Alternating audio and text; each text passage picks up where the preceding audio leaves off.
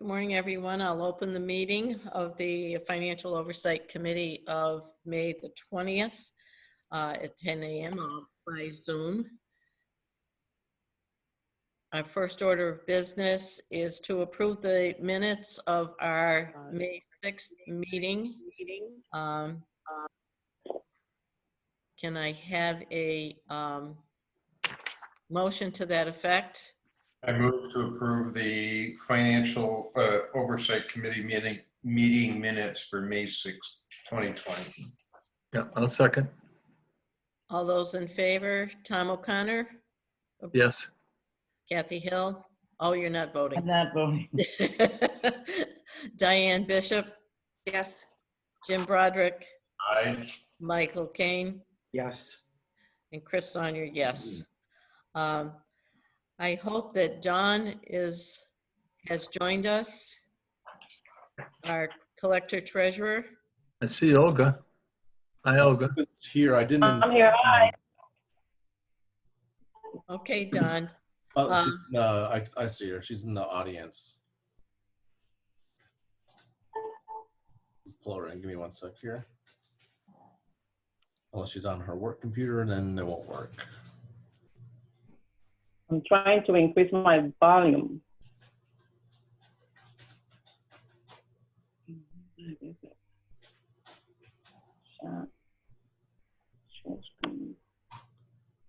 Okay, can you hear me? There you are. Yes, we can. There we go. Sorry, Good morning. I haven't done Zoom yet, so I've done all the other ones, but not Zoom. Okay. Good morning, Well, Dawn. I know how it feels. You're in for a treat, Dawn. You're in for a treat. Well, I like this. I can see everybody, all on one screen and not, traveling all over the place. Yeah. I guess one of our questions to you is, you had done some revenue comparisons from last year to this year. Correct. As we go further into May, how is it looking? So far, I just updated it recently through May 15th. And right now we are down about 380,000, which in my opinion is not bad.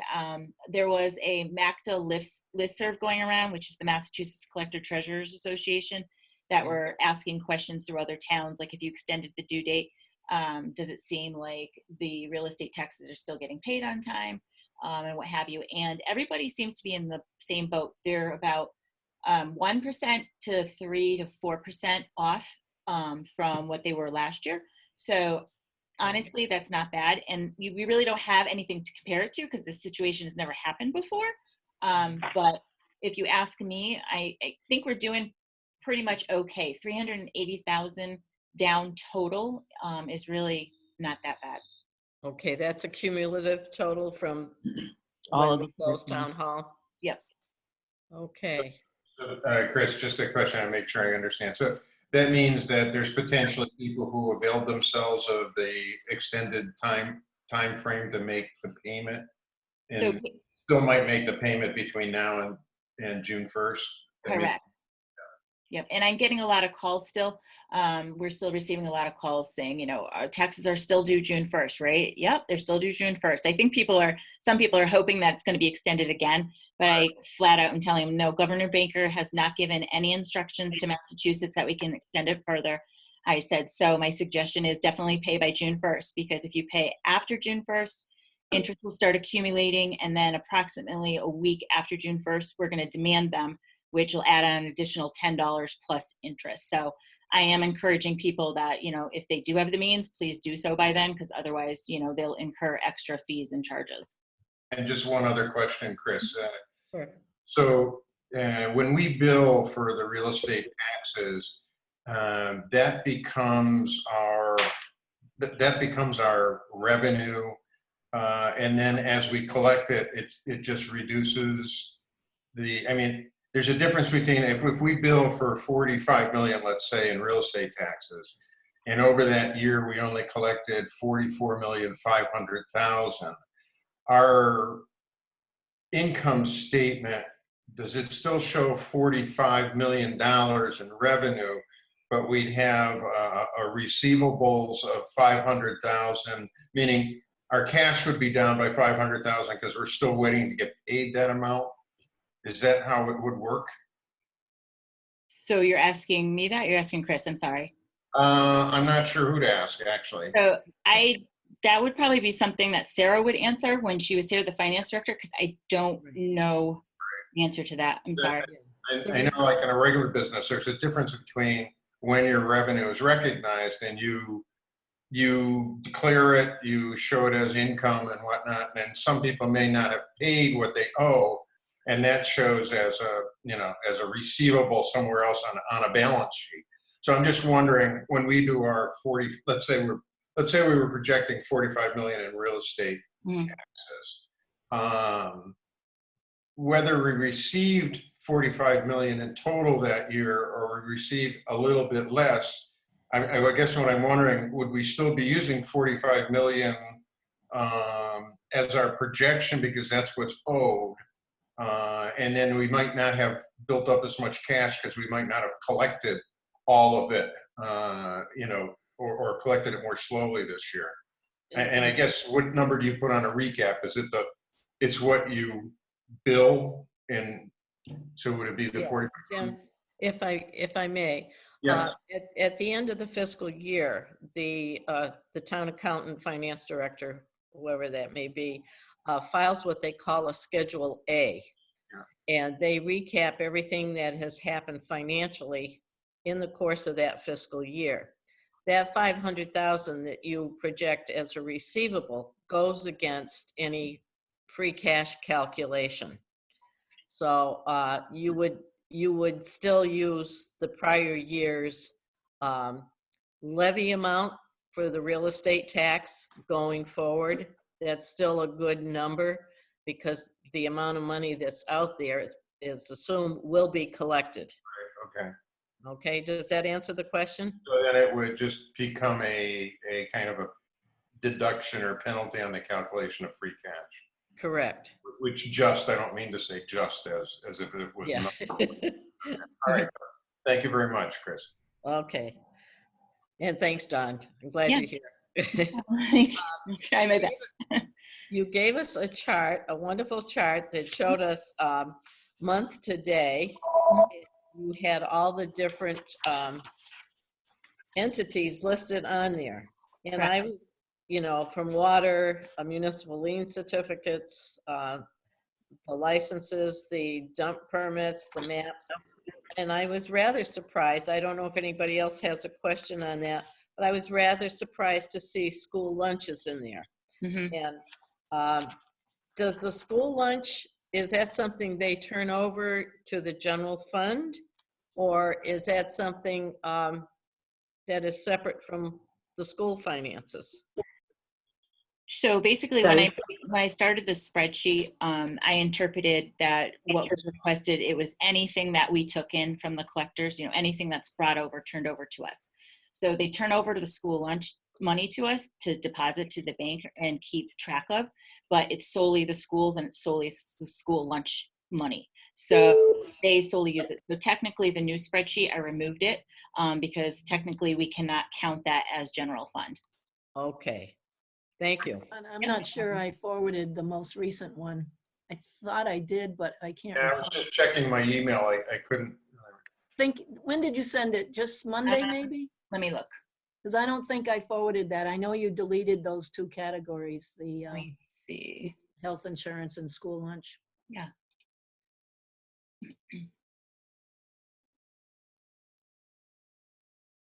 I believe I sent it Monday, right before I left, because I remember I left on Monday. I believe it was Yeah, first thing in the I morning. probably didn't forward it to the committee. That's Do you my want me to oversight. forward it to somebody? Everybody whose picture you see on the screen. All right, I'll send it over. Or I can do it later on today, but if you want to look at it now, it would be. Does everybody has an East Long Meadow account, right? Yes. Yeah, but I don't think I I've think ever. Jim and Chris are, Chris, aren't you a Gmail?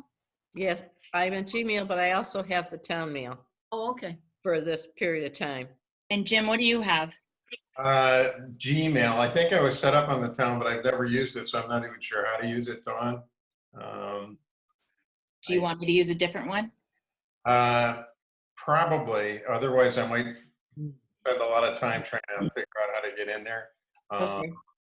I can send it to your, Okay, I can send my address to you. okay, sounds Or good. if I can find it, I'll send it to you myself right now. Mary, you want me to just forward it to you right now again? Sure, that'd be fine. And then you could pass it on since you probably have everybody's. That'd be great, Don, thanks. You're welcome. Okay, I just sent it. You should get it. Okay. Don, I have a question. Generally, your total collections are way up there. You've done very well. I think it's like 96 to 98% collection rate. Do you anticipate that $380,000 is just from uncollectibles, or do you think it's also because we've lost out on the meals tax and motor vehicle excise is down and? I think it's just uncollectibles. I have a strong feeling there are a lot of people who know that we changed the due date, so they're holding out to pay the bills June 1st. That's my personal opinion. I mean, don't get me wrong. I feel there are some people out there that are taking advantage of it because of the need of the crisis going on. Yeah. But there are some people that, you know, say, okay, they changed the due date. I'm waiting to pay June 1st.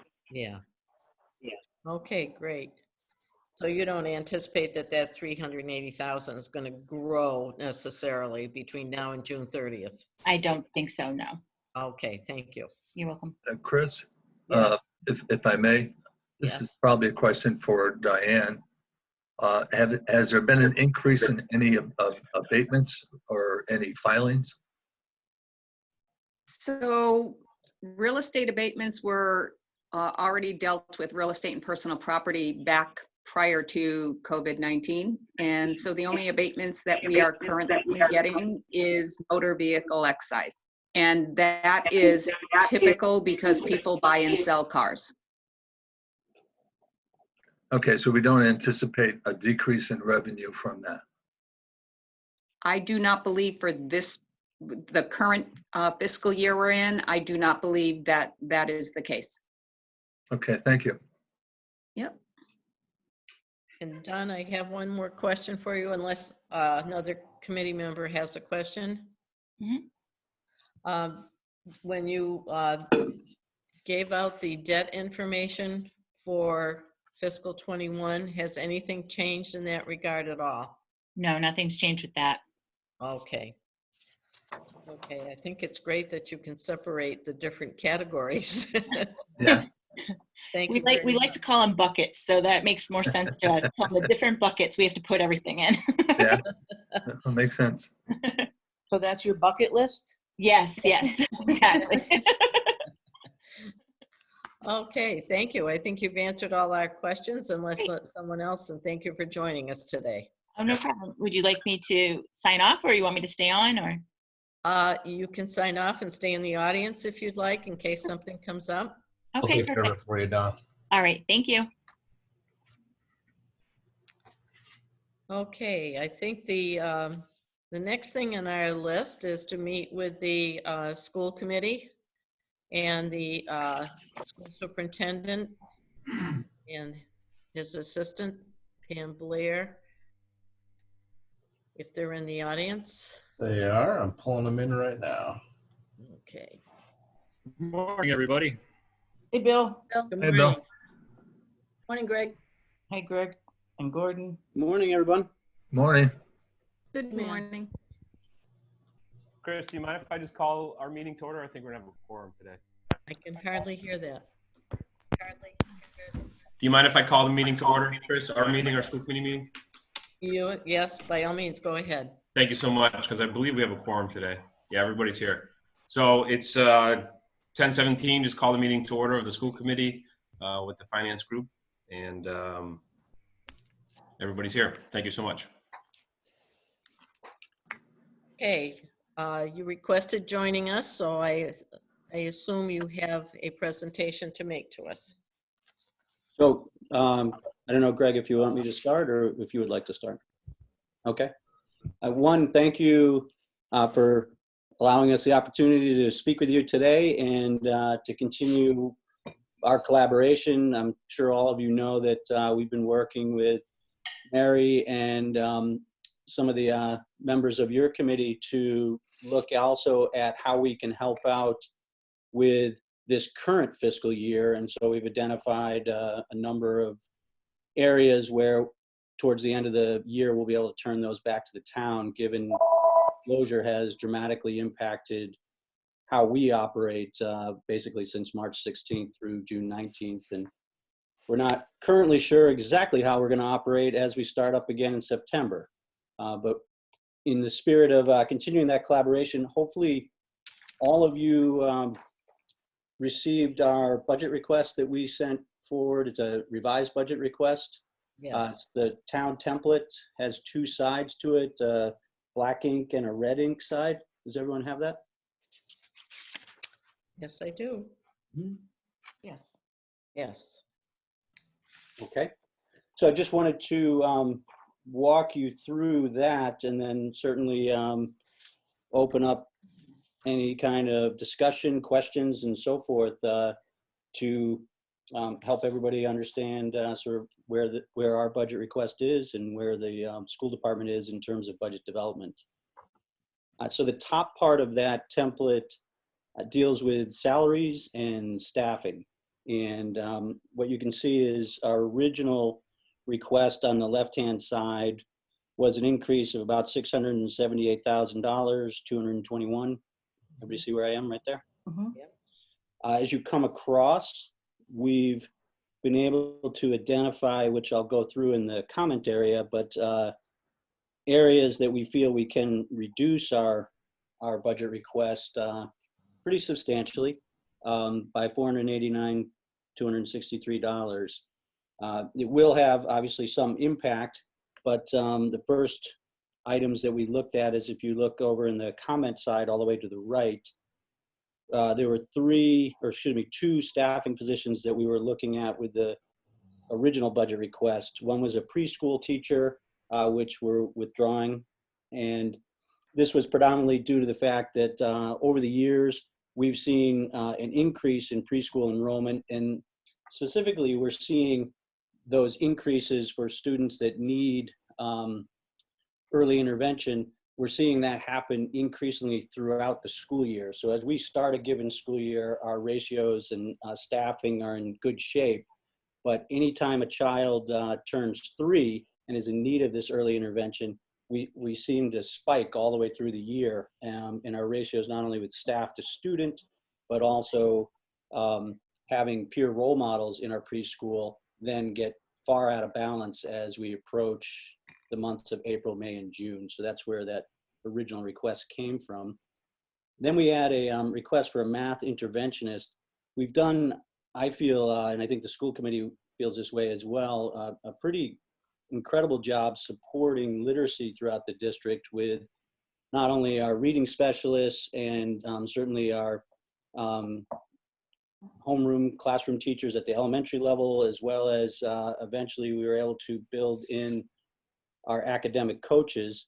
And we were able to do that, the academic coaching piece with math, but what we haven't been able to do is kind of build that underneath level where you have licensed individuals who are working with students who need that intervention. They need that sort of supplemental or augmented dose of math learning. And we've been doing it in a variety of ways. We've been doing it with a math coach, as well as with paraprofessionals. But the thought process here the last couple of years was if we can build in a math interventionist that's shared between the 2, 3 through 5 schools, that would be very beneficial for us. But obviously, given the situation we're in now, we're withdrawing that request. And then we go to a couple positions that, due to some changes this year, have become vacant. And right now, we're looking to not fill them. One of them is the instructional technology specialist over the last 2 years, who has been so impactful in getting us ready, getting our teachers ready to really handle a one-to-one program, which we launched, as you all know, and thank you for the continued support of that program. We launched it this past August, and not only was it thriving as we were in regular operations, but it really was an incredibly saving grace as we closed regular operations and went to more remote learning starting on March 16th. But right now, given the situation, we're going to leave that unfilled. Now we're moving into a position that is filled, but unfortunately we'll probably end up consolidating it. This is a literacy support teacher teaching position at the middle school. And we feel we can move some of the responsibilities around to try to provide similar support. Won't be the same support, but that's a position that in order to get to the 2% request, we've chosen to, starting in the next school year, to go without. One, I guess, element or result of COVID-19 is that I think all of our staff is revisiting what their retirement plans may be. So we have had an elementary art teacher who is not planning to retire this school year. She was planning to, I think, go at least one more school year, but she has now decided in the last month to retire. And so that's not a retirement savings that we had put in place in our original budget request. And so that becomes part of this reduction.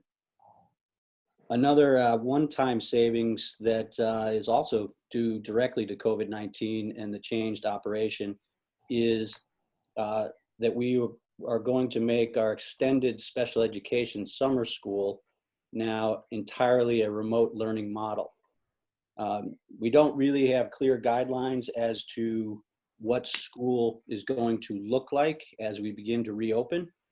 And we certainly didn't feel that it was going to be wise to put our most vulnerable population as the first round of students to come back into schools and learn in more of a traditional format throughout the summer.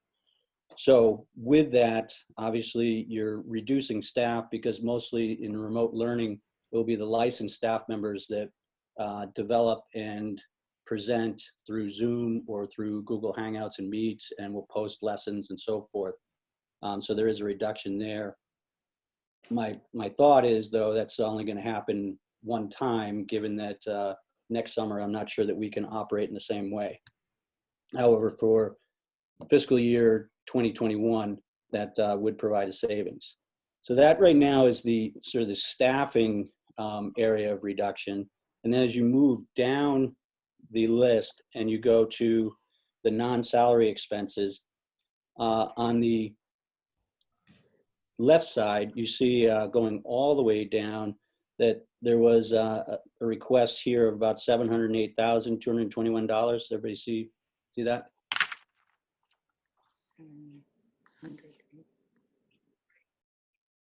It's toward the bottom. It says total non-salary expenses.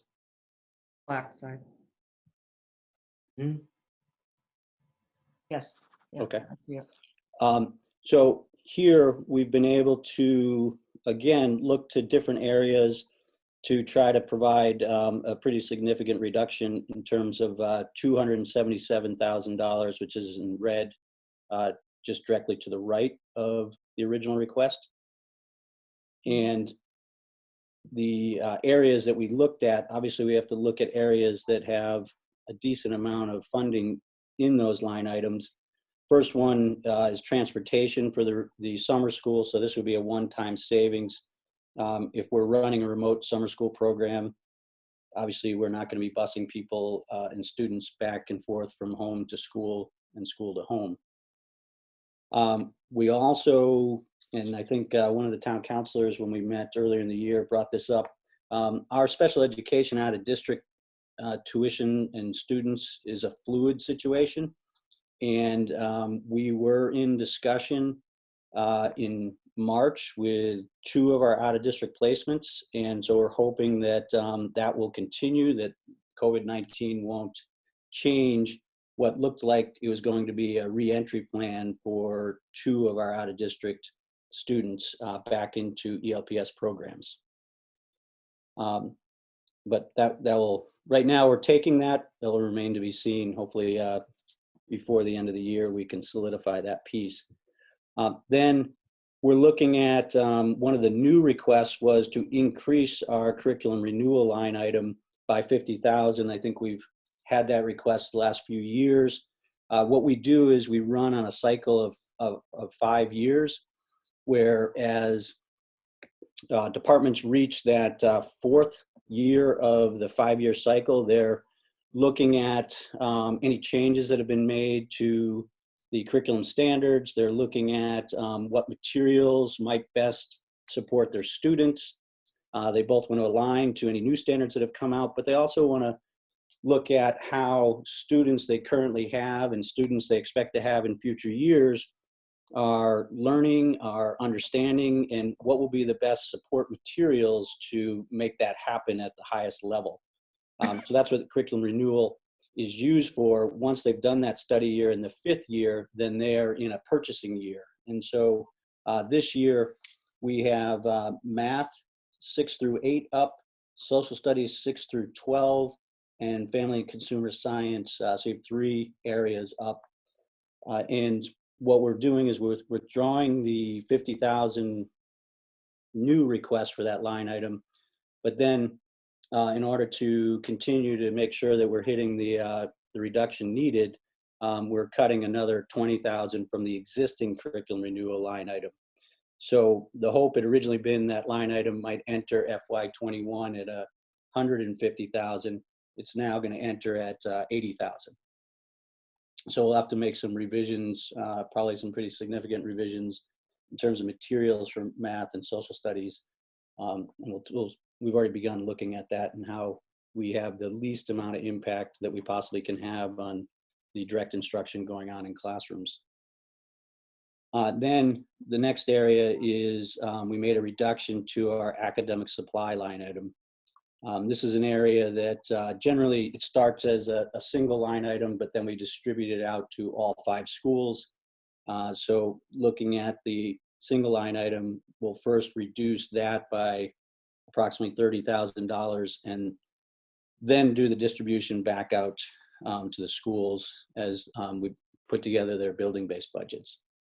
So overall, it's a reduction of 5 FTEs. And it's a reduction that takes us from an original request of $1.3 million to now about $620,000. If people have questions or if school committee members want to add anything that maybe I missed. Gordon, I have a question. Sure. It has to do with the spreadsheet I'm looking at. There are several line items which are blank, and I don't know if that shows on everyone else's copies, but the one thing that it starts with is high school assistant principal, which wasn't mentioned. It shows no value. Oh, I'm sorry. Yeah, I did. I apologize. When I was talking about the instructional technology specialist, I did go. So the high school assistant principal, as Frank Page was hired and moved into the principal position, we will not fill his current position and go with 1 assistant principal. Thank you for pointing that out. We didn't put, basically we accumulated all of the salary line items, and that's the reductions of $489,263. We didn't go line by line in terms of values. Okay, so that complete, I'll call it section, because it starts and ends in the salary, is $489,263, which includes all those items above. Correct. Yes. Okay. Yeah, good question. Thank you. Also, like your background's very calming. Now, and the same thing down below in the next column. I don't have, and you mentioned 20,000 for existing curriculum renewal line item reduced. It's not showing on mine. Yeah, so again, I apologize if I wasn't clear. So we basically totaled the different areas, and so the entire reduction to non-salary expenses is $277,000. The curriculum renewal, as well as academic support line item, plus the withdrawal of the requested increase to the curriculum renewal line item all equal 100,000. And that's more towards the center, Tom, if you see that. Yeah.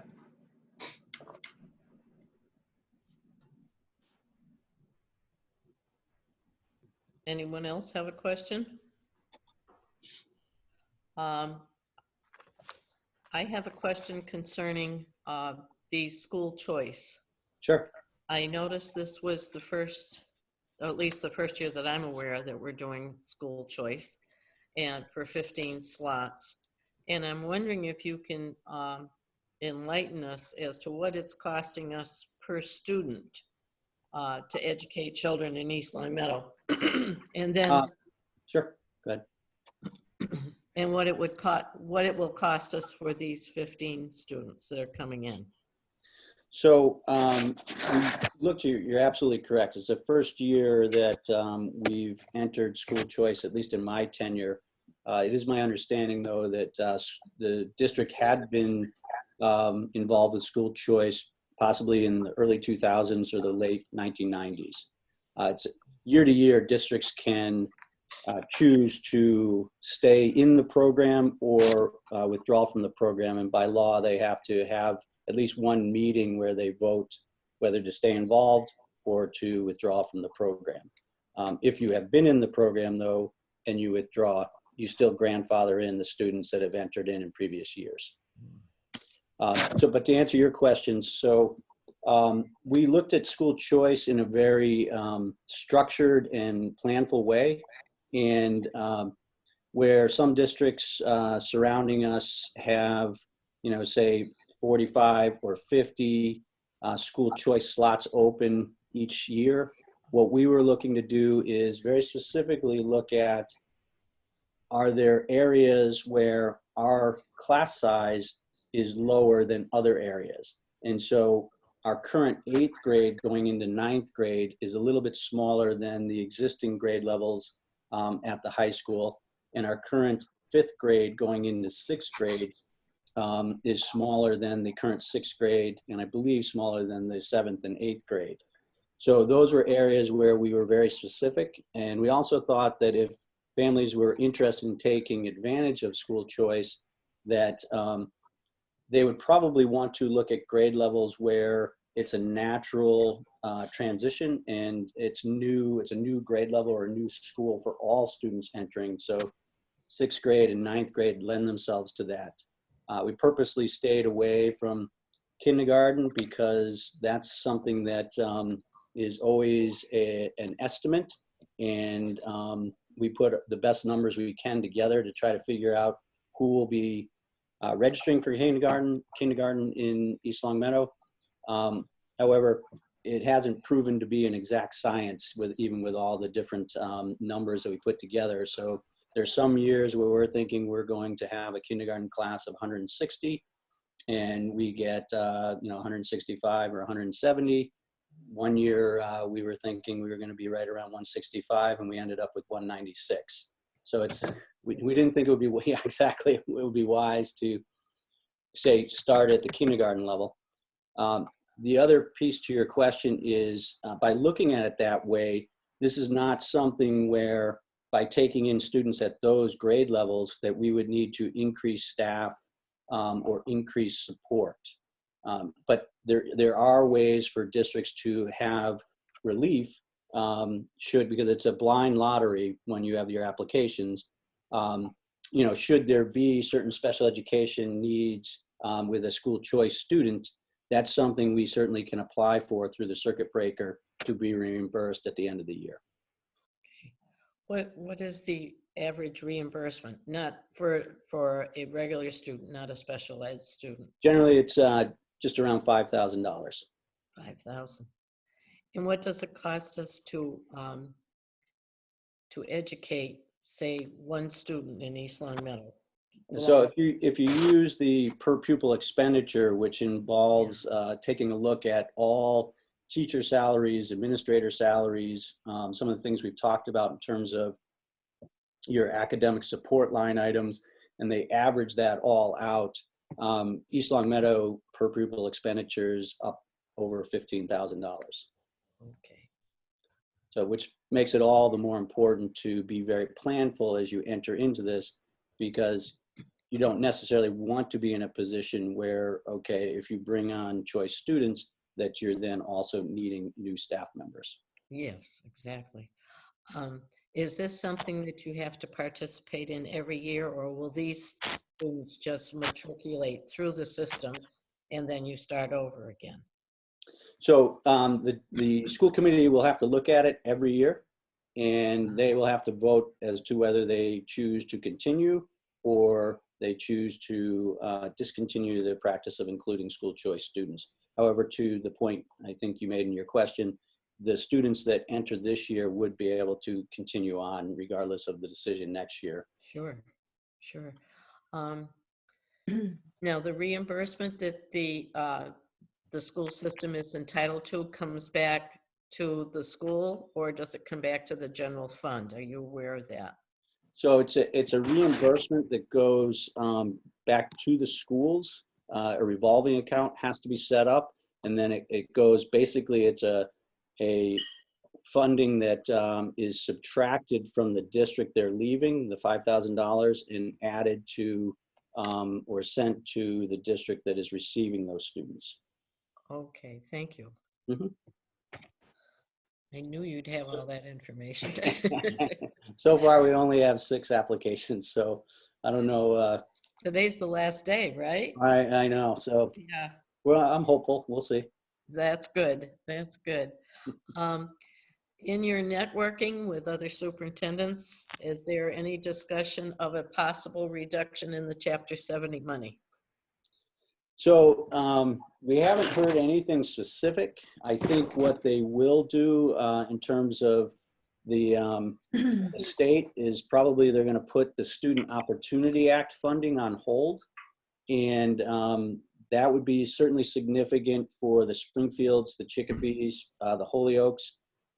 We were not a district that received much through the Student Opportunity Act. So, you know, in terms of our Chapter 70, we're not sure exactly if there's going to be any reduction.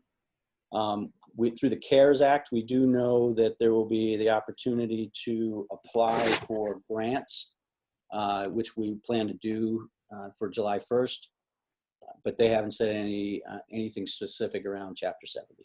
No. Well, in dealing with the entire town's budget, we're anticipating at least a 14% in the unrestricted aid that comes from the town, which would be the lottery monies that returned. So that, as you can appreciate, this is a very fluid situation. Absolutely. Yeah, no, and we appreciate the opportunity to collaborate with you and try to figure this all out. Well, There's so many unknowns. we said 2% at our last meeting, and you certainly met that. But I want to make it very clear that is now still a moving target. There may have to be further cuts.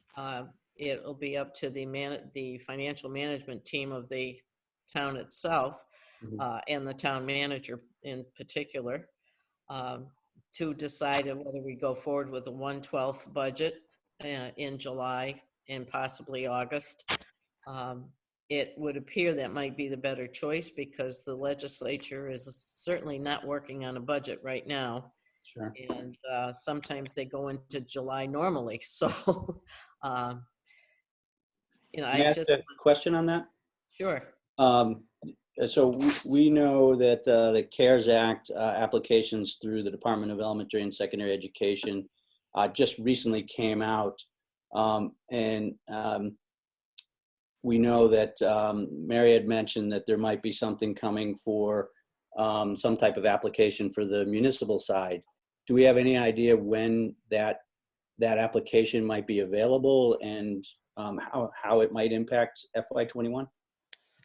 I'll leave Mary to answer that question. Mary?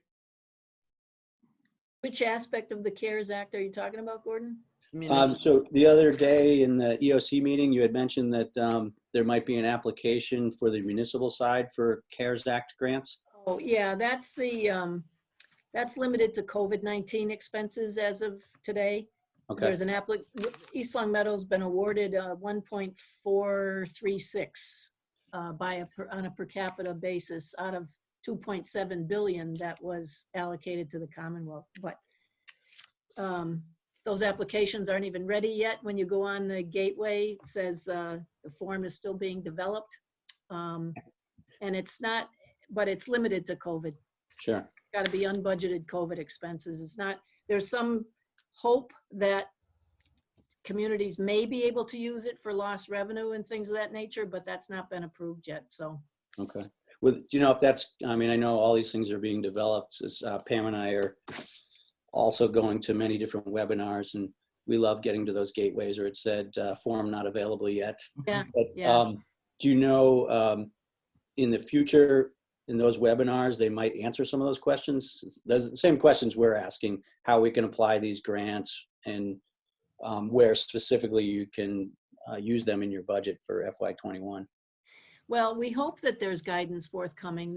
That's the son of the standard mantra coming from people in Boston with the DLS and with the DESE and with every webinar host that I've been on, whether it's a statewide thing or just a division thereof. Everyone raises questions, and if they've been thought through, there's like minimal guidance provided. And then if they haven't come to a conclusion, it's like, well, maybe next week we'll have more information for you. So I think everyone is struggling with the concepts and trying to figure out what makes sense to make as a uniform policy. So nothing is determined yet with really any definition. So it's guidance forthcoming. Okay. The one thing, and I know I had mentioned this to you, but it's probably good for everybody to hear. We're, in terms of reduction in staff, if we have to do more, I'm under both a contractual mandate and then a legal mandate. The legal mandate is that I have to, if it's teachers who have non-professional teacher status, I have to alert them if they're being renewed or not on or before June 15th. And then the contractual mandate, should it be a teacher with professional status, by June 19th. It just says the last day of school, which this year is June 19th. Well, I think you might be on the safe side to issue those notices with the understanding that they could be, that they would not be enacted. Mm-hmm. But if you have a notice requirement, I think it's advisable to let people know that that's in the offing potentially. I concur with that, Mary. So You know, those would be letters. Pardon? Yes, Greg. So we'd have to send letters, though. Those would be reduction in force letters to employees. And how deep would you suggest we go with that, though, without knowing? By June 15th. So we would have to know this by about a week before June 15th. Well, let me say this. We can get back to you prior to that time. We'll have another meeting next week, and we'll discuss that as a committee and make sure that you have enough time to respond to your staff members. We appreciate that. If I We know could that ask a question. there are probably staff members watching. I think everybody's very anxious around all of these subjects. Absolutely. And I I certainly can don't want to certainly minimize the incredible work that our staff does when we're in regular operations, but they're just in fantastic work in totally a unique circumstance that they've done since March 16th when we closed. I can't just say enough about East Long Meadow Public Schools. Our staff is awesome. Yeah, well, we're very proud of our East Long Meadow schools, and we've tried to be very good to them. Always, and we appreciate that. Yeah, in a normal year, probably the 2% would have been fine. We don't know what's coming down the pike. I read last night that the state revenues, they've lost possibly $6 billion. So we don't know what the legislature's reaction to that is going to be. Are they going to go into their rainy day fund to help the cities and towns? Let's hope so. Let's hope so. And I think that's why we're inclined to go with the 1/12 budgets. Mhm. But I appreciate that you do have those contractual obligations. How deep you should go, let us at least try to come up with some kind of guideline for you. Sure. I don't know if that'll be possible, but we will get back to you in a timely fashion. I appreciate that. Okay. Chris, I am donating my razor savings back to I the noticed general that. fund, so that might help us out. Yeah, thank you. That's our local version of guidance will be forthcoming. See what I mean? Can I add one thing? Certainly. Just the notion too that if those letters are sent, we also have to consider that folks will start to seek employment elsewhere, and that could put the school system in a situation to have to induct new employees in at the onset of the 2020-2021 academic year. And that might be something we have to consider when we're thinking about how deep we go, because that in and of itself could be an additional cost coming back into the academic year with new faculty members. In view of that, can I ask you if the reductions that were made are simply the reductions from the staff, or are there still raises being given out? So in terms of our contractual obligations, right now, we are still meeting those. And so these are our individual positions that would either remain vacant or be eliminated. And, if we have been working with specifically Unit A just to keep them apprised of everything that's going on, but certainly we would have to negotiate withholding salary increases or raises. Yeah. I can appreciate what the former speakers said about, other people looking elsewhere. However, maybe you can coach the notice with the fact that it may not be necessary. I know people, that's their livelihood, so I can certainly appreciate how they feel. But I would suggest you meet the contractual obligation, and as I said, we'll look at it, see if we can come up with something a little bit more solid for you.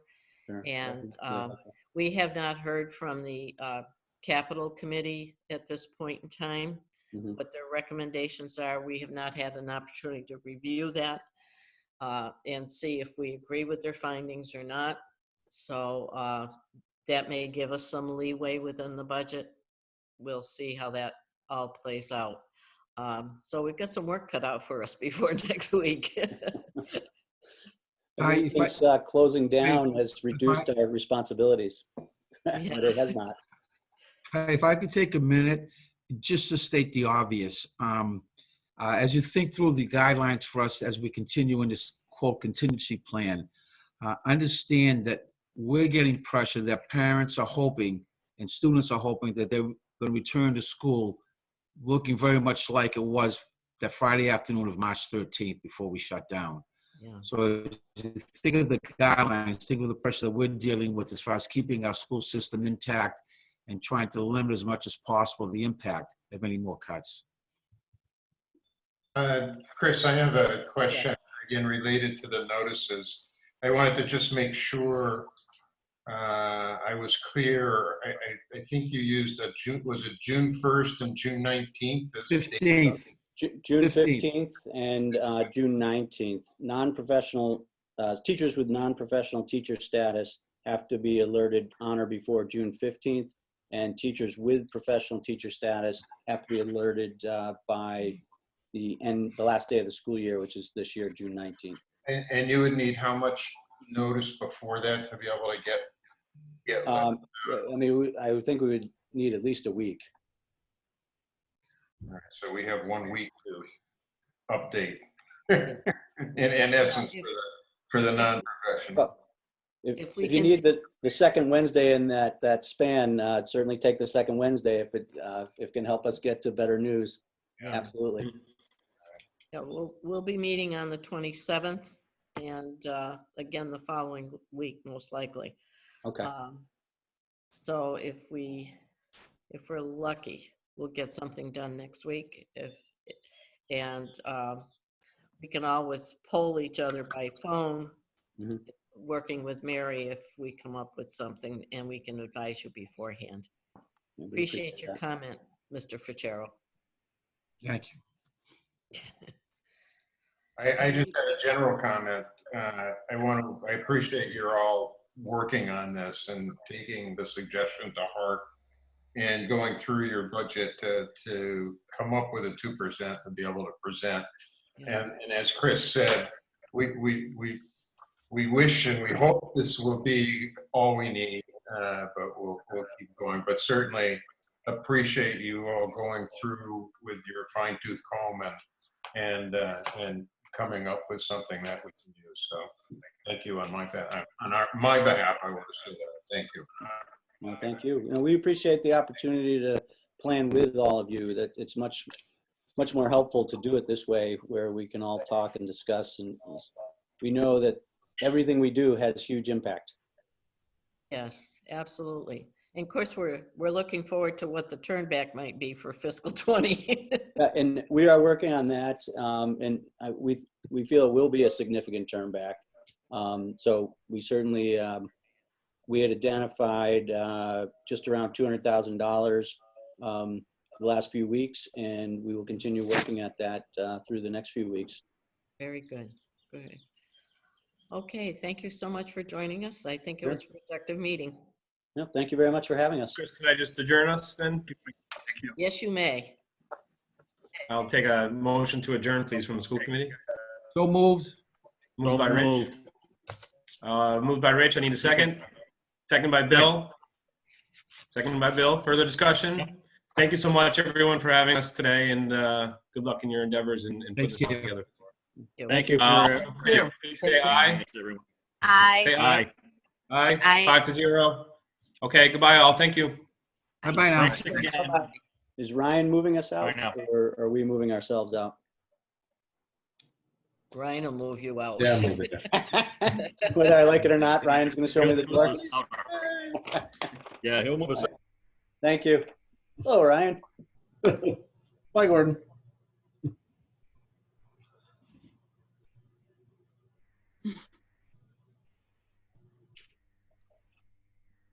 All right.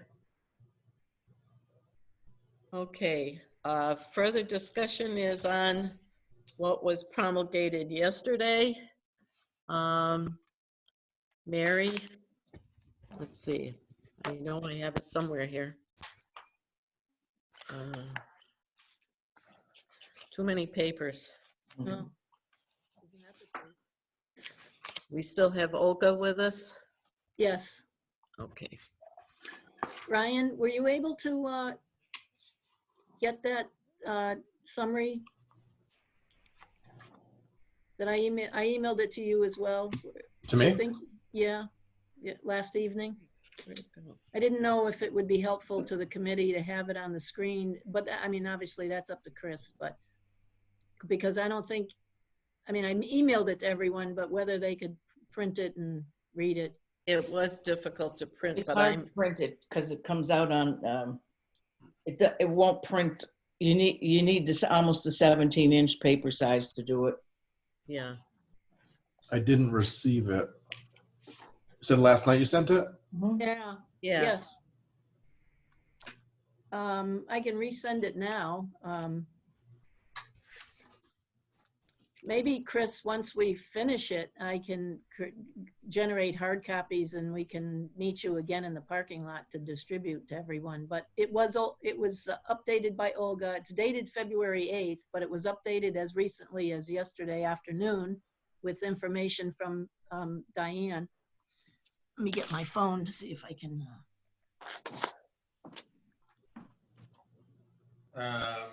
So Were you able to print it, Jim? yeah, it was a challenge. Yeah. But I was able to print mine. Was anybody, how about you, Tom? Were you able to print it? I did not receive that. Okay. And Michael? I did receive it, and it was printable, but a little bit of a challenge, as Jim stated. Yeah. Well, it was attached to the email that was one email to everyone, so I don't Right. know why some got it and some didn't. Ryan's, yours was separate, but So I might just ask to make sure I'm looking at the right one. The version that I printed out in the general fund uses, the total in the new report, the one dated May 8th, for general fund uses was 64,615,769. Is that the most up-to-date one for that we're looking? I have for total general fund sources is 65 million. I was talking uses, Oh, okay. Chris. Yeah, and only because it looked like the 2% that the school submitted is in that amount. Yes. But the one that I looked at that Mary, you had sent to us that you had done originally, the uses, it showed general fund uses of 65,686,587. So that would only make it less than a $300,000 reduction get to the May 8th, and that includes the school budget that reduced their amount. So I wasn't sure whether did everybody get? Did this include the updates of the departments for their changes and reductions, Mary? included everything that we have had submitted to us through this week. Right, Olga? You made all the budget revisions, all the Yes, decreases from the various departments? They're all Yeah. incorporated in that. I Yeah, don't have the including the- document in front of me, but I'm looking for it, Jim. Yeah. So I can't answer whether that 65 million figure is, but if it's on the May 8th version, that's the one that we're working from. Yeah, just as, Oh, I take it back. That's a $1,070,000 less, not 300,000. I guess I shouldn't try to do anything by my head. yeah, All right. I did get that preliminary. If we're referring to a draft, it says on 5/8/2020. I That's the have that one. single sheet. It's got about 12 sub sheets Yeah, that show up at the top of the Excel. yeah, I think what's challenging is we all have different versions of this Excel programs, and some carry well and some don't. Yeah.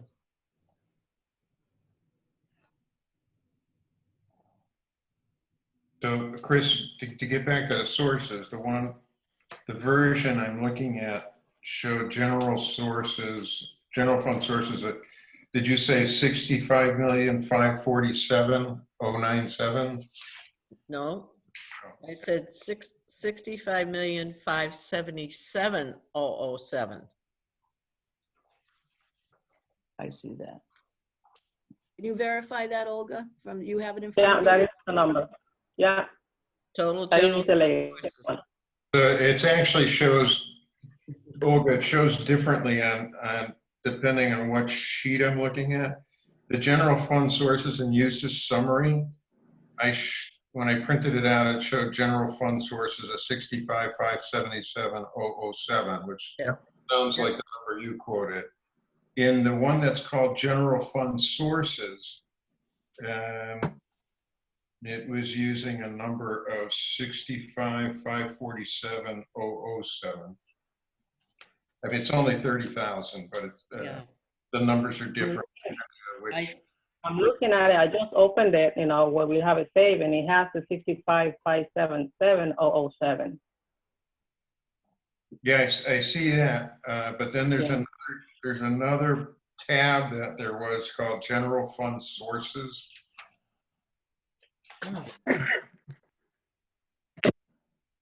That's the one I'm looking at right now. Yeah. Oh, I do see what Jim is saying. Go ahead, Diane.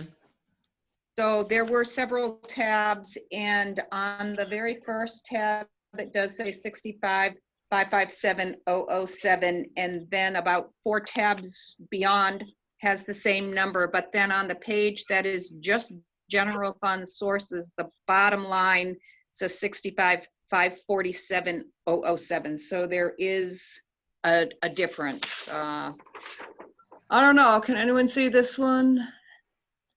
Yeah. That's the one. So the bottom line right there has a different number. You can share your screen, or if somebody wants to send me the document, I can share it for you. I can shoot it to you right now, Ryan, because it's up on my email. Perfect. If that's okay. If that's okay. So it's exactly $30,000, and it appears to be in the state aid portion. That's what I'm seeing.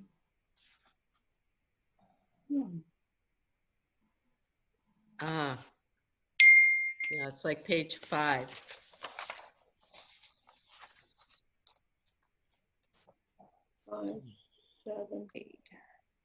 I mean, we can tab it to clarify later. At 30,000 isn't gonna change the dynamics of our discussion, but maybe we can clarify it afterwards. Yeah.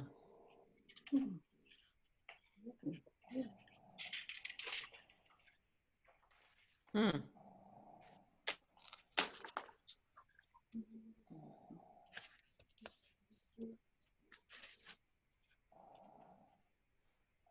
It all, yeah. Well, the good news is that the anticipated growth is a little bit more than what we were using before. So that's a good thing. I'm not sure I understand, Chris, what did you mean by that? Anticipated growth? The new growth figure is, we're now using the 500,000. And is that what we feel comfortable with? Well, that's based on Diane's information as of yesterday afternoon. So Diane, if you don't mind clarifying that explanation. Yep. So we did look at a 5-year average, and our 5-year average was about 475, but knowing that construction was not as high as in the past year, but I did just get information from the Department of Revenue regarding a personal property account that we will be able to claim a $10.1 million value as new growth, which will give us an additional approximately 200,000 for this year. So in my conversations with Mary and Olga, we felt very comfortable that we could plug that in after getting confirmation from DOR that it will be able to be submitted for certification. Excellent. All right. It's great to get updates like that. Yeah. Yeah. You're the star of the day. Well, you know, it was something that I was hoping, but I didn't want to offer that information until I checked with the Department of Revenue, because they're the ones who do the final certification. And about 3 weeks ago, when I reached out to them, it took them 3 weeks to get back to me, but I was just notified Monday morning, so we felt really comfortable. Excellent. So And you're for still, I'm trying to take the minutes and look at the screen. So could just, Diane, tell me what the number is that you're going to use for new growth? We're presently planning on 500,000 for this year's projection in our budget. Thank you. You're welcome.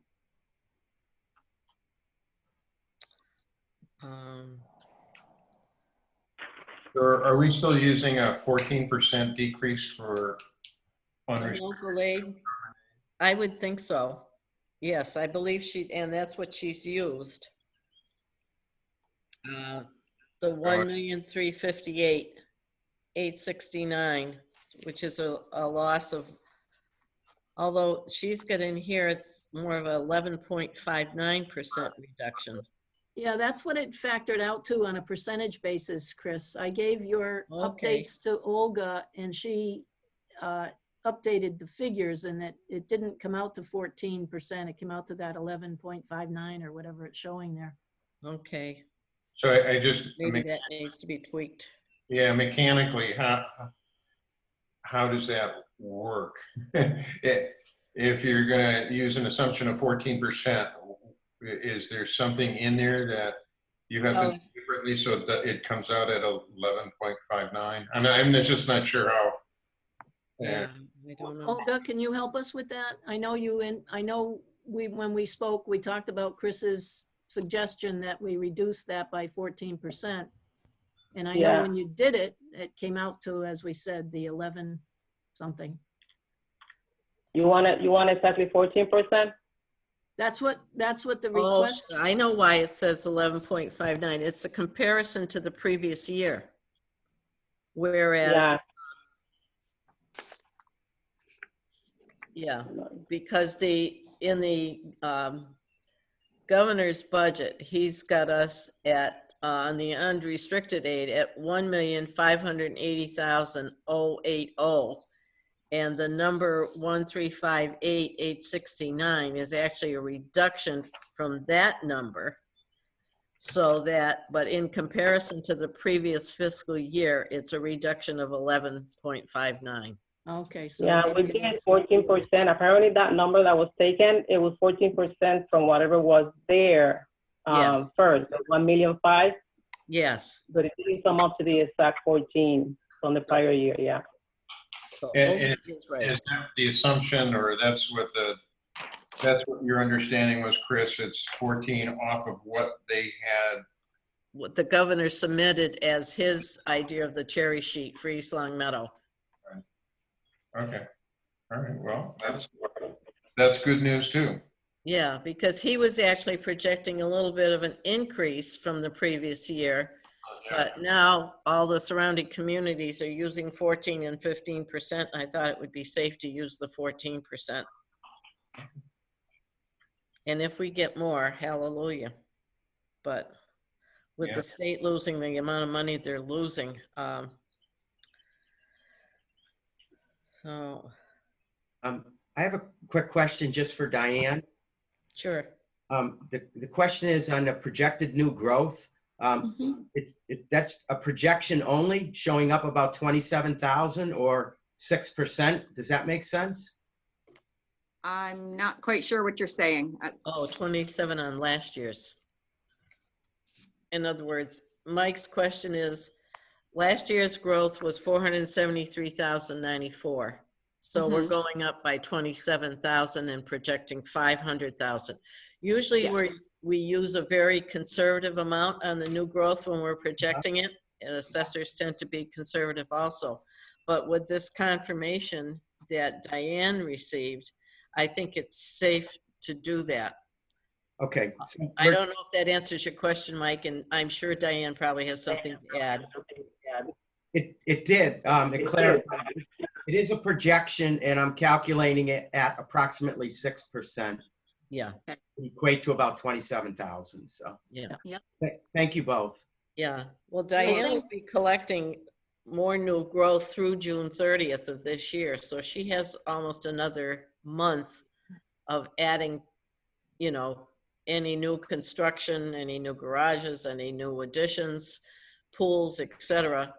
And she will be computing that. So also, Chris, I think at this stage of the proceeding, ordinarily, you're using that lower benchmark of 2 to 250 for your projection. But because of the situation we're in, and we're really trying to figure out more realistic numbers as we go, that's why I think Diane's suggestion and the confirmation of that inclusion in our new growth is beneficial to us now. So it's why we plugged it in immediately. Yes, and I certainly agree with you 100%. You know, because we're kind of scratching around for every dollar we can get. Right. Right. And we have the luxury to go into June 31, which keeps us in our 2020 budget cycle. Correct? Right. Yes. Right. Now we just need to be able to get out in the field and actually go and collect the information with everything that we're dealing with COVID-19. There you go. Yeah. Are there other revenue sources that we want to discuss, such as motor vehicle excise or bank interest, or? I think with Don, if Don is still in the audience with bank interest, I noticed when we were talking about the estimated receipts, how confident she feels about the amount of interest that was being projected. And I'm assuming that that projection had been done by Sarah. The projection of the interest was done by Sarah. I can say that when the market did take a big dip, we did take a hit, especially on things like the OPEB. However, my financial advisor has stated to me over again, it's not time to jump off the cliff yet, to keep riding it out, and it's going to pick up quickly. So we're hoping when we get the interest and all the statements in this month, we're hoping to see that it lifted right back up. Okay. My question on the interest, I guess, is it's a 42% increase over last year's budget. And I'm just wondering, given the situation where the rates may be purposefully kept low to, I don't know, keep some sort of stimulus of anything that we might do. And secondly, whether we might have a little bit less cash to utilize or invest, whether it makes sense to keep that, you know, that interest at 150, which would take it from 105 to 150 for 2021.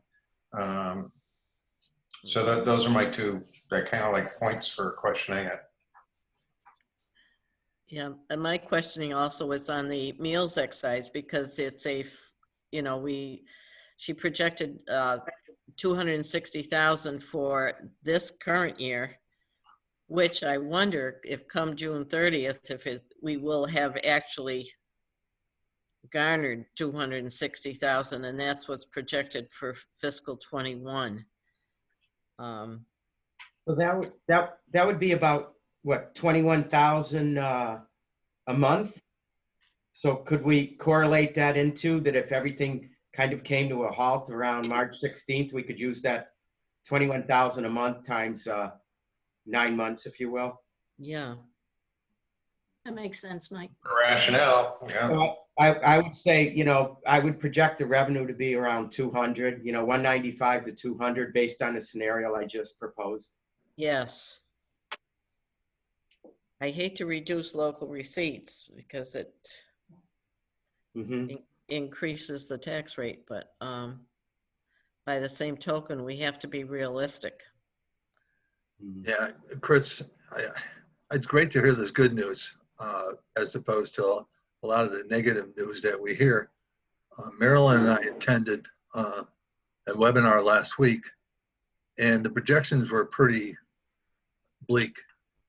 And projections that they're saying are not what I'm hearing here. What they're projecting is that the state revenues will be down to all municipalities unless they receive something from the federal government. Yeah. And that's not clear. Right. So there's a lot of moving parts. And they're projecting not just this year, but going into 2022, of, I think it was $4 to $5 billion shortfall in state funding. I don't know how that's going to impact us. Yeah, I agree. I agree. You know, we have to picture the worst scenario, but then again, as we allocate funds, we have to keep the town going, but we also have to keep the town solvent and keep the budget balanced.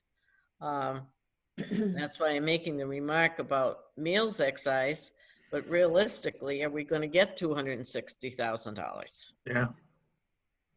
That's what, you know, we used as an estimate, because the previous year, on a good year, you're getting 255,000. So 260,000 was a reasonable estimate. However, and I believe the meals excise goes into the state and then is returned to the community. Yes, at 0.75% back to the community, I believe was the number. Yeah. Yeah. And obviously, I mean, we all know just by driving around town that a lot of our restaurants are closed. Yeah. And they don't look like they're going to open it again until the second or third phase of the federal government's recommendations and Correct. according to our governor at that time either. And that's if they reopen it all. They're all suffering. And some of them are going to open like at 25% capacity. Yeah. They can't fill the restaurants. Certainly not working for their business model. I think we need to have more information before we adjust that number. I like the way that Mike did it, but I'd Yeah. like to see what the actuals are. So meals excise is going to have to be addressed in the future.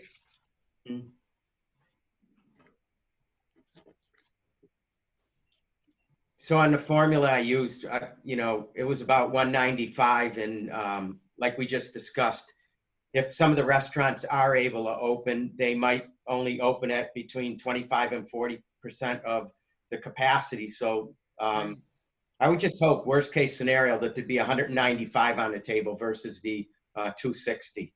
Yeah. Yeah, I mean, Chris, I would almost, I'd be comfortable with using Mike's calculation, at least to reflect that, you know, so that we don't keep the 260 in our numbers for the time being, even though if we get a better, you know, better actuals and whatnot, you know, we can adjust it upward or downward, but it might make sense to put the lower number in now. Yeah. It seems reasonable that the 260 is not a good. No, I agree, Jim. And with Mike's calculation, I think that makes sense. Do you want me to adjust it to 190 now? Down to 195. 195? Does everyone agree with that? 195 or 190? 195 is good. It matches Mike's rationale. Yeah, 195. So basically that leaves us with a minus 65,000 on the local receipts. Don feels comfortable with the 150,000 on the investment income. Yes. So.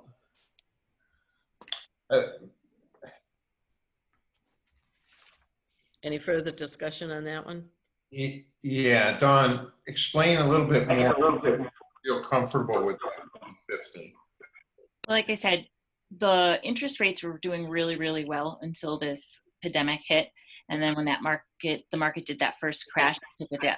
However, everything that our financial advisor is saying and that he can forecast and see for the interest and everything, it looks like it's going to start picking up and it's going to be steady again. It's just a matter of waiting it out. So my thought is he's predicting it to be, you know, come to its full peak again, I guess rise again is what you want to say, over, you know, the next 6 months or so. So my thought is everything again.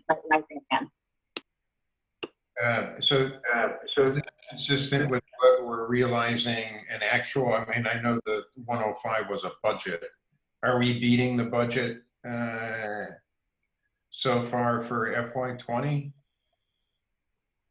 I'd have to look at that. I'm not sure what did Sarah put down for that?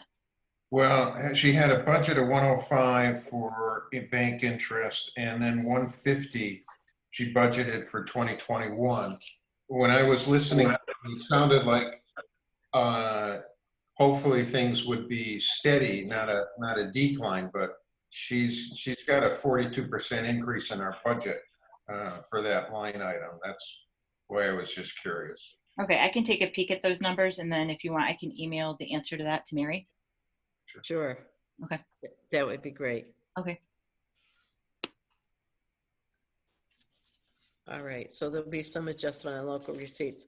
Do we anticipate, Mary, any further changes in any of the general government budgets at this point in time? I know there's been some furloughs. I know that the department heads have offered adjustments. Do we see anything further in that? Well, all of the revisions, including furloughed payroll amounts, have been carried over into the fiscal 21 budget submissions by all departments. Okay. So I don't really foresee any additional changes other than in the police department, where we have to adjust their budget for a position which is, in the colloquial term, we'll call it a greeter.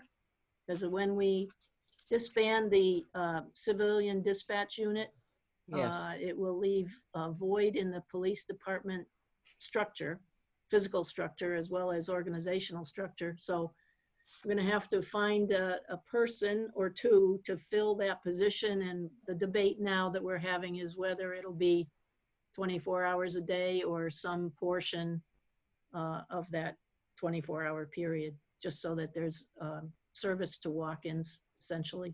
Yeah. So that's not budgeted right now in the police department.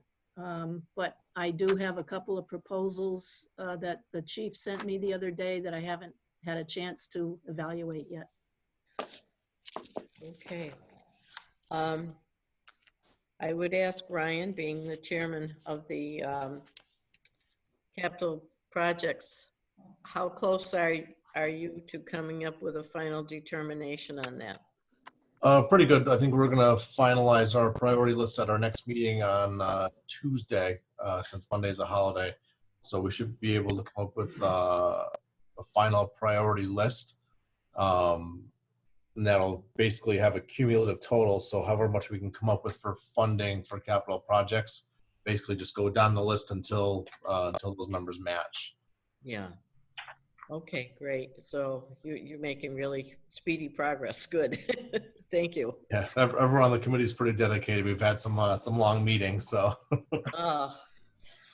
Okay. Chris, Yes. I'm just looking at the detailed listing of the local receipts. Yeah. And one of them is called recurring E, and it goes, the budget for 20 says 100,000, the budget for 21 says 200,000. And there's a note that seems to say includes MGM surrounding communities. I guess I'm not exactly sure I know what that is. Oh, I wonder if that's the mitigation Mitigation. money. That's the mitigation money. And it Yeah. goes up to 200,000 for fiscal year 21. No, I think it's 100,000 a year 100 a for year 5 for years. 5 years. But it may be the timing of it. I don't know. I was told by Sarah that it was received every January, but so that wouldn't make sense that it would be 200 in 1 year. I'll have to do some research on that, Yeah. Jim. Jim, the note I have at the bottom is that the recurring are primarily our general refunds, vital copies, and administrative fees. And other items are copies, street lists, maps. Yeah, I know, it sounds pretty ho-hum. I just not sure what the 100% increase is. Yeah. So, Yeah. Well, maybe Well, older. actual- You know, some of those, FY19 was 216. right, but don't forget, the initial version of this summary was prepared before we had the virus. Yeah. And in fact, the second version was prepared before we closed the town hall. So Yeah. some of the projections that may have been uploaded were based on normal life. And so we may have to revisit several of them. Okay. Yeah, So- because Go both ahead. the recurring and then the non-recurring is up by 403%. That doesn't seem feasible. Because the non-recurring receipts went from 30,000 to a projection of 151,000. There has to be some kind of explanation for that, if there is one. Or Do you have that, Olga, on your sheet? He has a comment here that said includes FEMA, MEMA grants, grants, that number. FEMA and MEMA grants. is that in the recurring or the non-recurring? Non-recurring, Non-recurring is grants. includes that.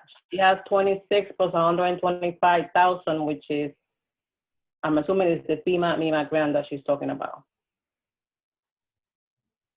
Could you do a short memo for us on that, please? Okay. Or put a notation at the bottom and just send out that sheet. Yeah. Because if it's a valid thing, we'll leave it in there.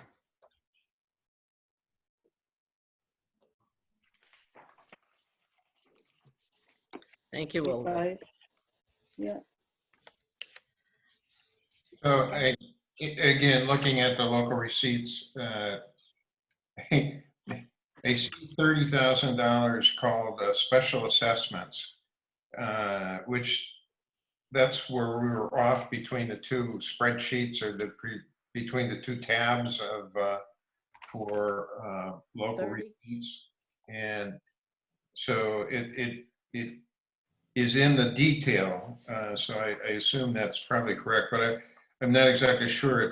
There was no budget for it in 20, but there's 30,000. So that must be something specific. It says assume supplemental something or other. And then I wasn't able to print it. I can answer what that is. Special assessments, it comes from the assessing department that we send out income and expense reports or requests to all business owners, and there is a $250 fee if they do not comply within a 60-day. And we have a lot of business owners who do not comply, and that is an average every year that we collect in income and expense fees. So, but you. So I have no, Listen. So it's a legit item. It just was never budgeted. It didn't include it in the previous budget. Okay. and I'm surprised that if we've collected it in the past, maybe it just got omitted on this sheet, because I believe that in my conversations with Sarah in the past, that this is a common amount of money that comes in based on this penalty fee. Okay. Okay, good. Have that many non-compliant businesses? That seems like a lot. We have over close to 300 businesses or residential mixed-use properties that do not comply, and we keep chart of it, and it does get applied to their actual tax bill. So Mary, if it's 250 a hit, that would be 120 businesses that don't comply. Out of 300, I mean, that's a third of. You got to encourage more non-compliance. In the past, we didn't have that fine, and we thought that the legislature passed this penalty, and we thought it would certainly encourage them, but it seems as though rather than divulge their financial status, they'd rather pay the $250 fine. Right? Yes. Diane? Yes, that's what they do. And unfortunately, it bars them from applying for an abatement if their value isn't correct, because the information that we are requesting of them is the formula we use when we are putting our commercial industrial values together. I would suggest that we go over what was provided to us yesterday, that we go over it a little bit more and make it a subject of our next meeting next week. I have, other than having met with John and with the school committee at this point in time, and I would ask you to look at these numbers and keep in mind the school's request on how deep should they go. Can we answer that? Can we work together if they have to make further cuts in their budget? Obviously, they're thinking it would have to be staff. Can we give them a reasonable projection on what we might anticipate using the numbers that we have here in this packet, and seeing how And if we have questions on this packet, as far as any of our projections to date, please either transmit them to Mary and advise me as well. I think there might be savings when Ryan's committee comes forward, so that's going to play into it as well. So if we have Ryan's numbers for next Wednesday, let's anticipate that we will be discussing the schools in our response to the schools. Does that sound reasonable to everybody? Yes. Yeah. Mary, Yep. do you think it'll be possible to get that spreadsheet printed for us? Sure. Thank you. Yeah. Fortunately, I have trouble with my printer right now. And I called Diane this morning. We talked on something else. And I said how difficult it was to print out in sections. And she said, oh, if you can send somebody down, I'll print you out a copy. So I feel ahead of the game. I actually have something I can read. So, Well, the beauty of the electronic version is that Olga can implement the changes immediately, and then we Sure. can see the results right away. Otherwise, we have to recreate the hard copy with every change that we make. So, yeah. but I mean, that's normal these days. So, Yeah. Chris, if you want to borrow this sometime, let me know. That's how I've been able to read some of the documents we've been getting lately because there's so much information. Yeah, Oh, a magnifier. yes. Chris, I've got one. Thank you. I'm not exactly sure how we determine how far the school goes without somehow using our updated revenue projections and perhaps taking out the stuff that we have no control over, that we can't adjust, Right. and then seeing, then putting in, all the updated budgets, and then seeing what we've got. Yeah. Because then, and I think then we would get a sense as to, that's going to tell us how much we have and what it would impact. And if that's not a livable thing, what would the next step be, not just for the schools, but for almost, for everybody. But it just seems like you have to get to that point to give them an idea how much more they would need to, they and others may need to do. Yes. Yeah. And if in perusing this and looking it over, if there are any departments that you feel you still have questions on, for instance, it looks to me as though DPW has made some substantial cuts. If you have any department that you want to have further discussion with, please advise me. And I will put it in the agenda. Let me know by tomorrow, because I will contact Jackie Sullivan to post our meeting for next Wednesday at 10. So once again, just a question, and knowing that we're trying to, get to a place next week. You asked Gordon about, the Chapter 70 aid.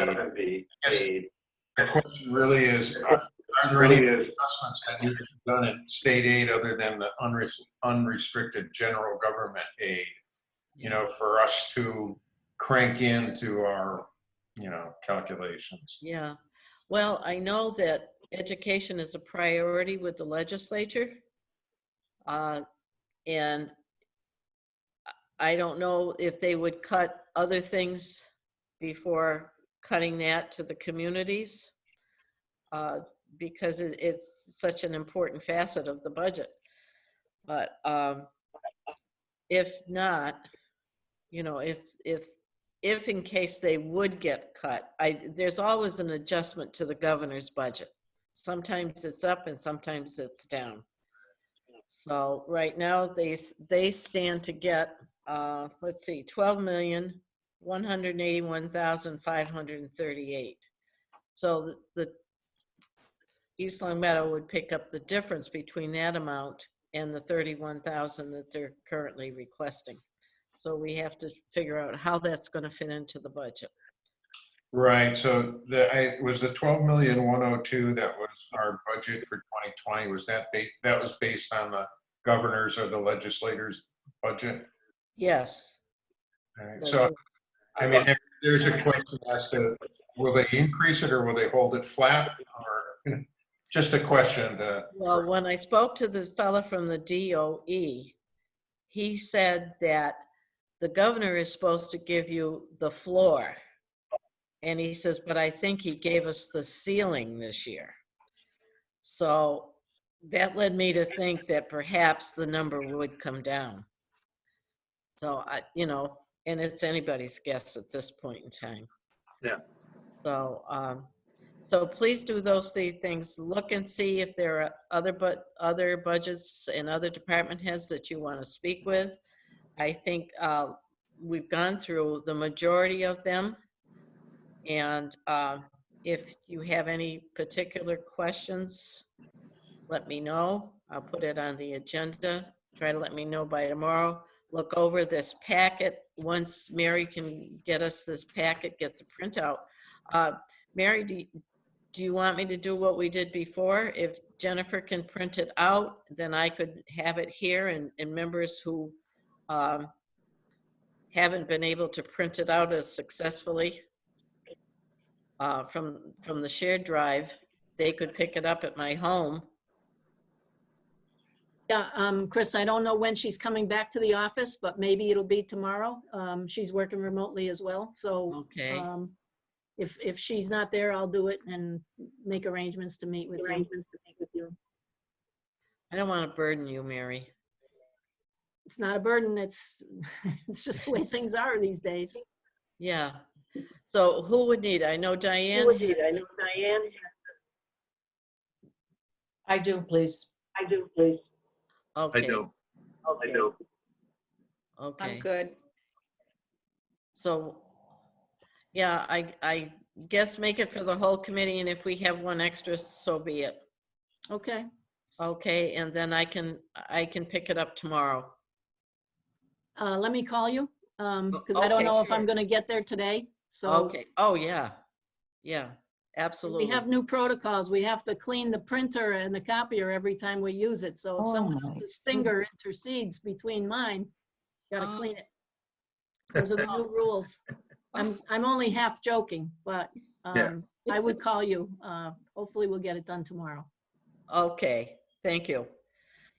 And with that said, anybody have any new business, old business? I just had one more comment, Chris, sorry.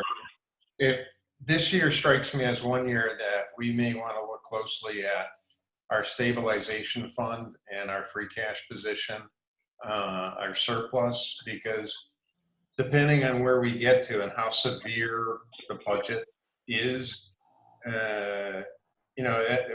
this one could make an argument. This is the kind of unusual year that you have a stabilization fund for and whatever. So we may want to also kind of think about, okay, so we get to a spot, and is there any portion of our surplus that we wouldn't normally consider on a regular ongoing operating year, but is there any portion that we would want to at least talk about using to supplement this year?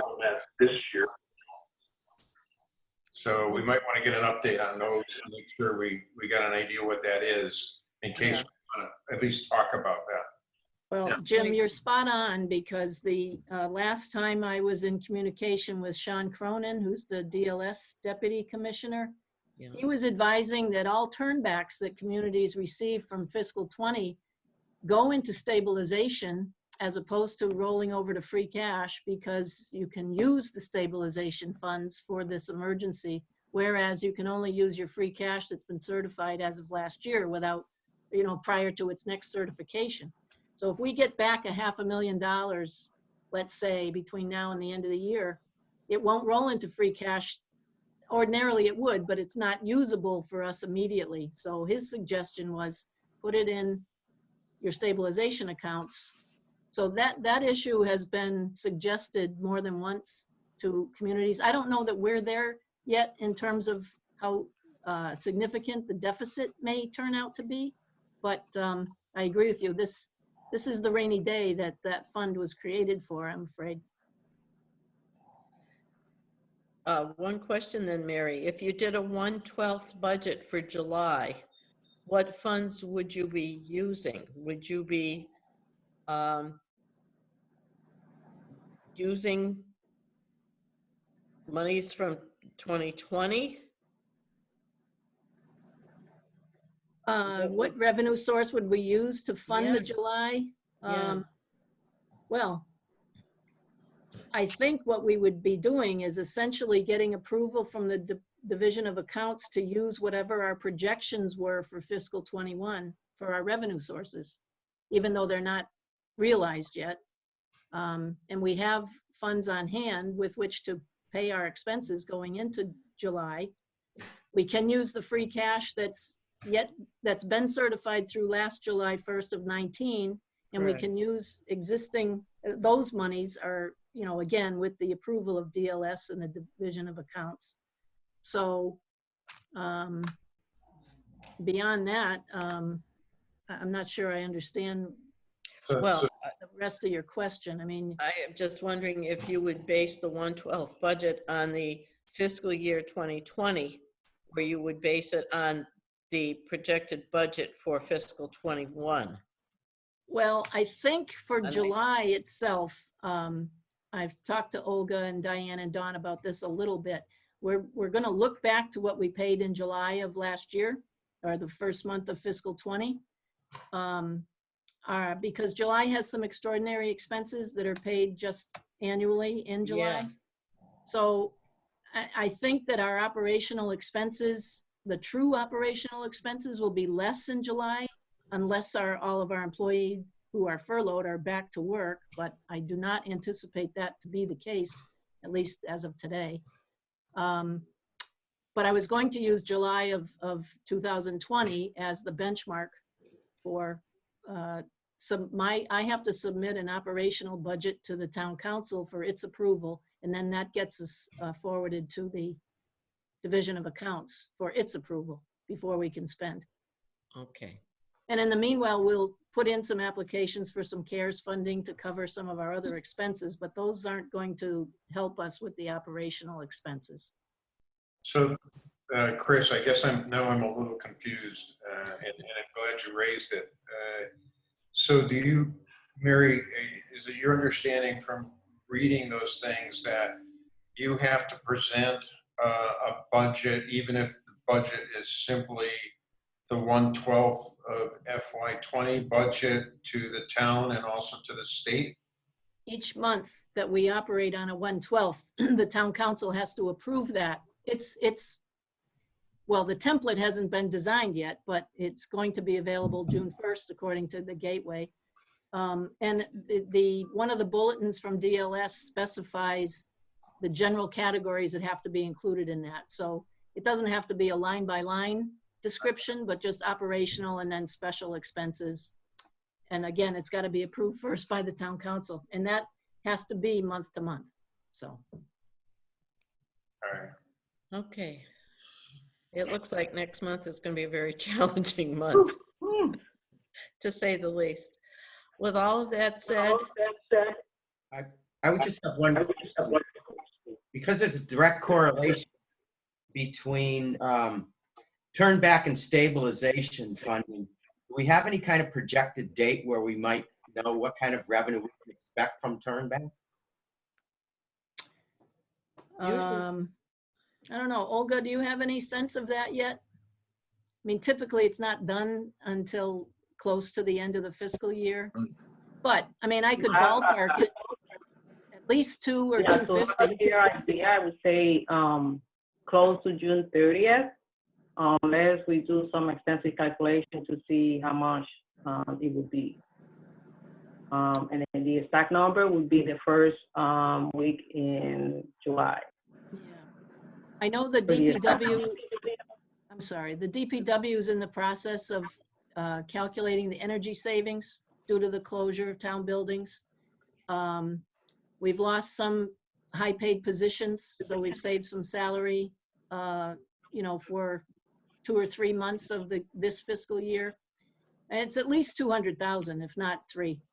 And that's a minimum, I think. Well, that helps. Even if we have a bottom line, I mean, even if we know where we are, there is a direct correlation by having it go into stabilization, and stabilization can be used in 2021, as we spoke about. So at least it gives us a bottom line number at this point, and we know that number is going to move in our favor as time goes on. Yeah. I also thought about the possibility of maybe not contributing as much as we ordinarily do to our OPEB.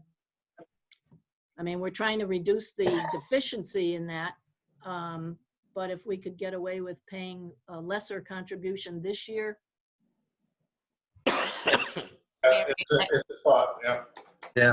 I do agree with that. I mean, Sarah was pretty aggressive with contributing to that fund while she was here, so I think she would probably ease up for a year or so is my thought. But yeah, I 100% agree with that right now, especially in these times. Yeah. Yeah, I think we're all in agreement with that. This is a special needs time. And if we're going to go into stabilization, we certainly don't want to be putting money into OPEB. Yeah. Okay, with all that said, I will entertain a motion to adjourn. Motion to adjourn. Second, All those in favor? Diane? Bishop? Yes. Tom Yes. O'Connor? Yes. Michael Kane? Yes. Jim Broderick? yes. Christine Saunier, yes. Thank you all. Thank you. Thank you. Yes. Okay. Thank you. Have a happy Memorial Day. Thanks, everyone. Have a good Thank you.